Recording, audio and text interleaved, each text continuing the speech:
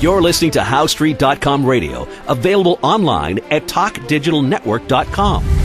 Welcome to HowStreet.com radio, the online source for market opinions. Here is Jim Goddard. My guest is Keith Schaefer, publisher and editor of the Oil and Gas Investments Bulletin. Welcome to the show, Keith. Thanks, Jim.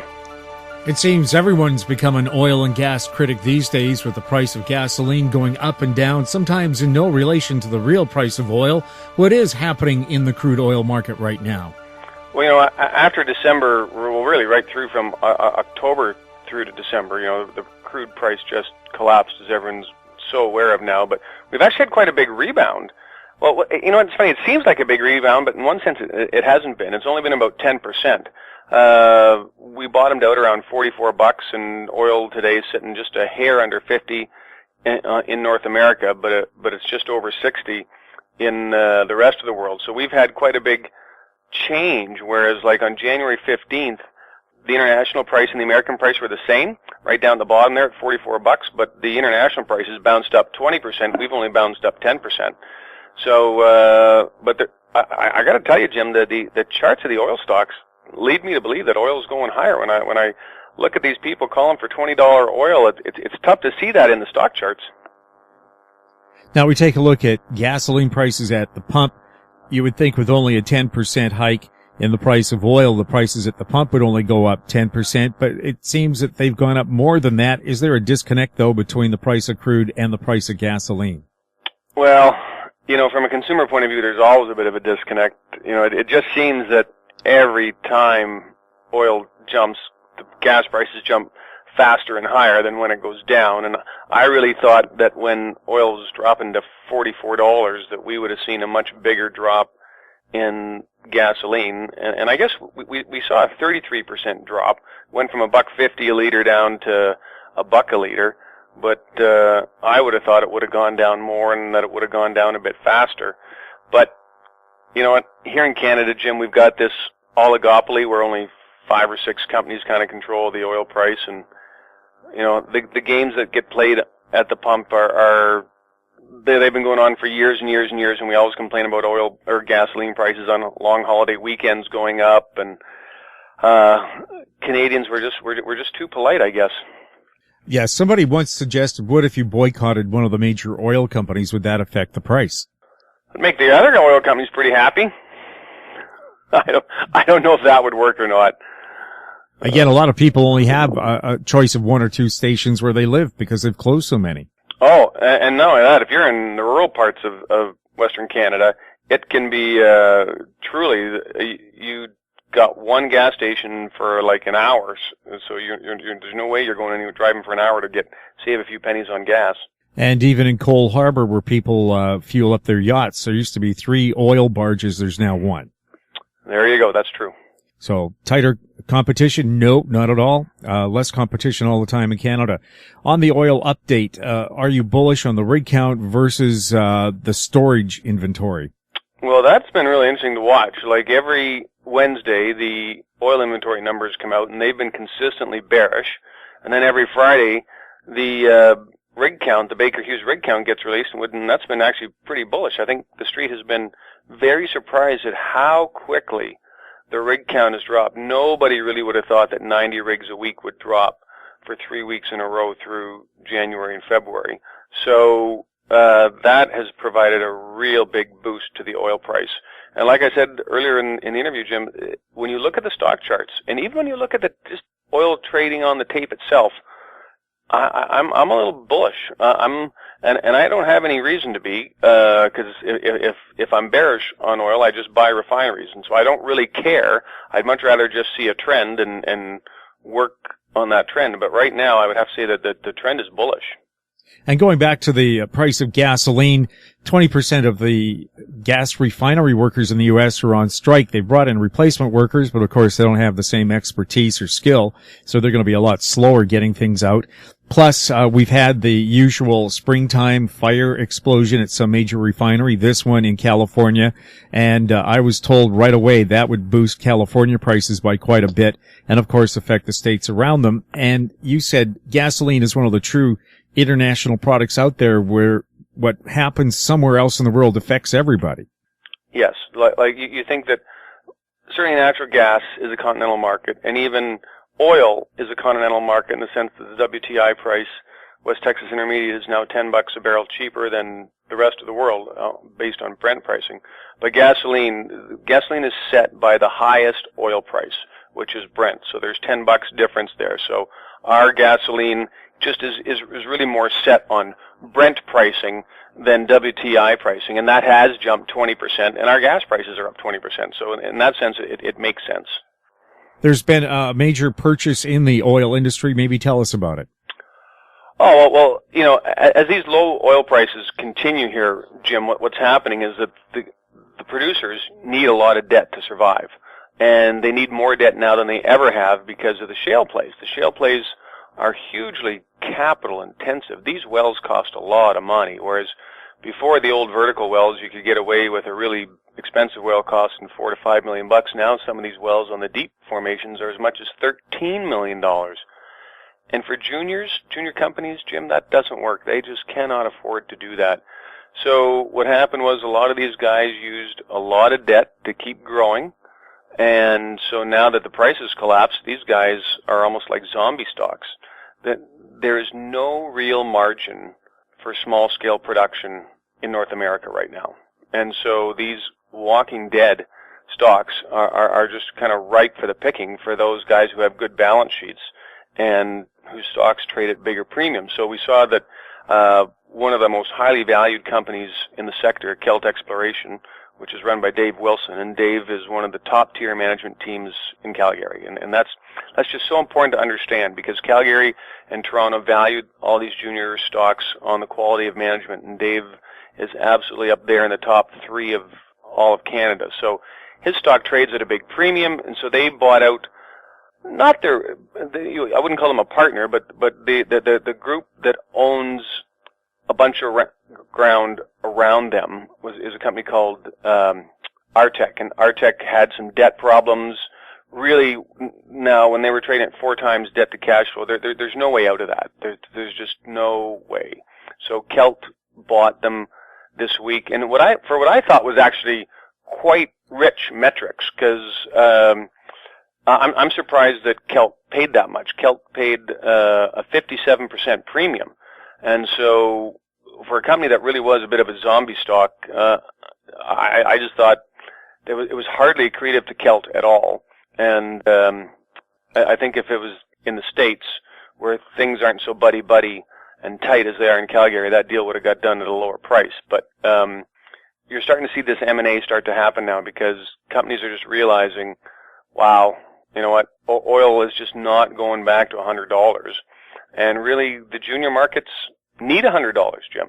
The big guys can get by on less because they've got economies of scale. But the little guys, you know, they're done.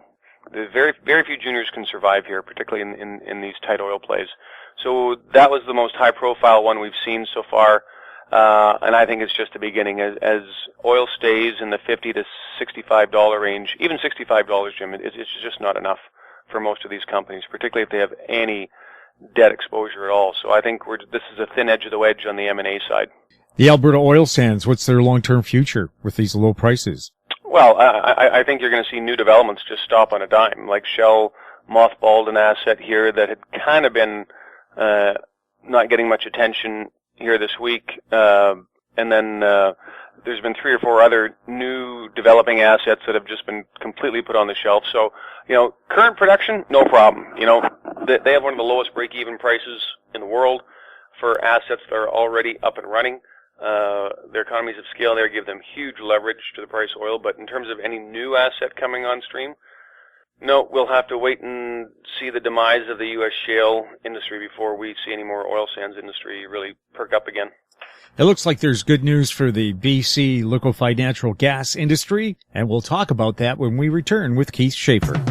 More and more people are looking to the internet for intelligent, riveting, and thought-provoking interviews. To advertise on the Goddard Report and TalkDigitalNetwork.com, call 604-699-8600, 604-699-8600. Welcome back. We're speaking to Keith Schaefer, publisher and editor of the Oil and Gas Bulletin. Keith, the Prime Minister came to British Columbia earlier this week with pen in hand and signed an agreement to cut taxes for companies developing natural gas in British Columbia, I guess in all of Canada, really. Is that really good news and something that will boost an industry that was looking a little shaky? Oh, absolutely. Jim, this was so needed. There was no LNG going to happen at all in British Columbia without that deal getting done. So basically, it's what's called a capital cost allowance, and allows them to write off their costs much quicker, 30% versus 8%. So it allows them to basically start realizing real free cash flow sooner rather than later. So when you're talking about spending $15 billion in a very remote environment where labor is going to have or be a real challenge because there's just not much of it, you're going to see these guys need to get some cost assurances and some revenue assurances, and being able to write off their assets that much quicker just gives them the opportunity to basically move ahead a lot more surely about these big spendings. It was absolutely essential. The government dragged its feet on it for over a year. And what happened with that, Jim, was that Petronas said, okay, you're going to drag your feet, we're going to drag our feet. And in December, when everybody thought they were going to say yes, they said no. And they said, we need to see some costs come down, and we need to see the governments get on board. So now Petronas is saying that costs have come down. I actually don't believe that. Everything I read and hear says that the onshore small oil stuff costs have come down, but the big project mega costs have not come down. So it'll be interesting to see how they play that out. But this was a very needed and essential thing to move LNG forward. And there's just so much money on the table here, Jim. Like, we are talking tens of billions, realistically possibly even close to $100 billion being spent in rural British Columbia in the next 10 to 15 years. And that was a huge risk if the government didn't act. And again, liquefied natural gas, a very competitive business. Australia has offshore the biggest ships in the world that refine the natural gas 25 miles offshore and then put it directly on board ships. So they're really keen on it as well. So we have to remember that, and they're closer to the Asian market. So we have to be very competitive. And plus, I think a lot of times people say, why are you giving companies big tax breaks? But what about all the tens of thousands of people who end up working for those companies? They're going to be paying income tax, aren't they? Oh yeah, the spin out, the ripple effect is just huge. You got to save a penny and get a pound. So absolutely, Jim. I think you hit the nail on the head there.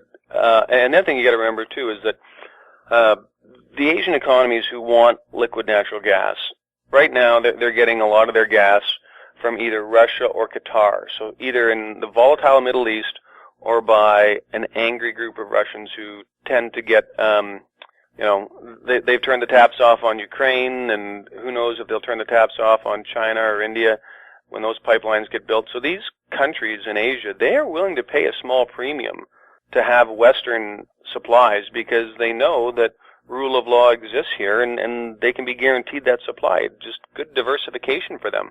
They don't want to be at the behest of Mr. Putin or one of the Arab sheiks for, all of their gas. That makes no sense for them. So that's why that gives us a bit of an edge here, and we just have to kind of keep it competitive, and we should do okay. Right. Here, if you have a guaranteed cost, say for 3 years, you're going to get that guaranteed cost. It's not going to be changed on you because the political regime in what one particular place, either daddy dies or doesn't die, and that affects the price. Right. Just a lot more stability here for sure. Mm-hmm. Keith, anything else you wanted to throw in on the energy resource sector right now?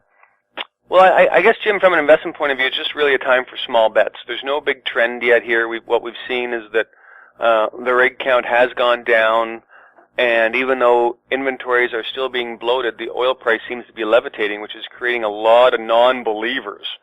And so it's just a time for small bets because nobody really knows what's going to happen here. And that's always the wise investment anyway. Even when things are booming, how many people have been burned? Oh, Bre-X can't fail. Well, I look at last year at this time being a perfect example. All of a sudden we had that polar vortex, and it got super, super cold, and it stayed for like 3 months, February, March, April. So really by the first week of February, when gas prices took off, when natural gas prices took off, it became very clear to the market that the industry was going to beat all its estimated cash flows for 2014. So then everybody just swarmed into these Canadian juniors and intermediates, and in the States as well. And you could make a big bet then, because you knew that 2014, which had been budgeted so conservatively, was going to blow estimates out of the water in a positive way. So you could make some big bets last year. Now it turned out you had to be nimble because of the oil price collapse, but this year, but that trend gave everybody some certainty that, like, for the next 3 quarters, and really for the whole year, numbers were going to be better. Everything could get bought. But now there's no such trend like that. You know, even though we've got the polar vortex this year, gas prices have done nothing. You know, we're still below $3 an MCF, and at this time last year, the polar vortex was creating $5 and $8 gas prices in different places around North America. So, but again, because of the huge oversupply this year, that's not happening. So because there's no real trend in place, it's just a time for small bets. Yeah, I was just going to ask about the cold weather in the east, but as you said, large inventory. Too bad this year because everybody bought into it last year. And it's not quite as, the vortex isn't quite as pervasive as it was last year either. Right. Keith, thank you very much for chatting with us. Jim, God bless you. My guest has been Keith Schaefer, publisher and editor of the Oil and Gas Investments Bulletin. His website, oilandgas-investments.com. You're listening to HowStreet.com radio. Find us on Twitter at Talk Digital Net. Our popular YouTube channel is Talk Digital Network. Comments about the show can be sent to info@HowStreet.com. I'm Jim Goddard. Comments made on HowStreet.com radio are an expression of opinion only and should not be construed in any matter whatsoever as recommendations to buy or sell any financial instrument at any time.